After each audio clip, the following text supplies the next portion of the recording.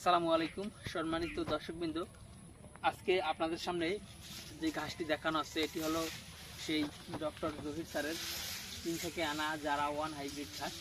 দর্শক, এই ঘাসটি অন্যান্য ঘাসের তুলনায় ফলন যেমন বেশি হয়, পাশাপাশি এই ঘাসটি অন্যান্য ঘাসের থেকে প্রোটিনও বেশি। মোটামুটি এই ঘাসটি 40 থেকে 45 দিন বয়সেই গরু মহিষকে কেটে খাওয়ানো যায় এবং এই ঘাসটি মোটামুটি ডক্টর জহির স্যারের ভাষ্যমতে 15 থেকে 18% প্রোটিন এই চারা গাছে কিন্তু থাকে।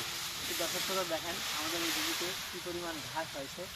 এই ঘাসগুলো মূলত নরম মিষ্টি, বিশেষ করে যতটা না নরম তার থেকে বেশি কিন্তু এই ঘাসটি মিষ্টি। প্রচুর পরিমাণে মিষ্টি হওয়াতে এই চারা গাছটি গরু কিন্তু খুব স্বাচ্ছন্দ্যে খায়। যাদের মেশিন রয়েছে তাদের তো কোনো কথাই নেই, এই গাছটা শুধু মেশিনে চপিং করে দিলেই গরু প্রচুর পরিমাণে খায়।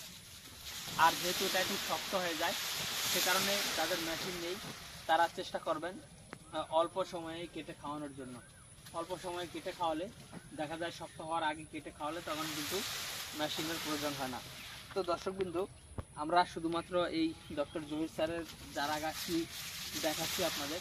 তবে আমাদের কাছে বর্তমানে ইন্দোনেশিয়ান স্মার্ট নেপিয়ার এবং যারা one hybrid, elephant hybrid, Taiwan hybrid, পাশাপাশি গুয়াতিমালা হাইব্রিড এবং পানিতে চাষ করা হয় জার্মান হোয়াইট এবং অজানা সহ সব ধরনের ঘাসের কাটিং বর্তমানে অ্যাভেলেবেল।